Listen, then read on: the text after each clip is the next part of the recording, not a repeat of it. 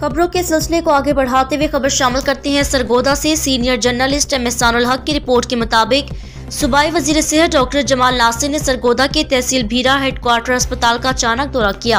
अस्पताल में मौजूद मरीजों और इनके लवाहिकीन ने शिकायत के अंबार लगा दिए। तहसील भीरा के अस्पताल के दौरे के मौके पर अस्पताल में ऑपरेशन की सहूलत न होने पर अवाम वजीर सेहत के सामने फट पड़े। इस मौके पर सूबाई वजीर ने अस्पताल में एंथ्रेसीनिया स्पेशलिस्ट की तैनाती, अल्ट्रासाउंड को फाल करने की यकीन दहानी, अस्पताल की लेबॉर्ट्री में सहूलतों के फकदार पर सूबाई वजीर ने बरहमी का इजहार करते हुए तमाम बुनियादी सहूलियात की फराहमी के लिए अहकाम जारी किए।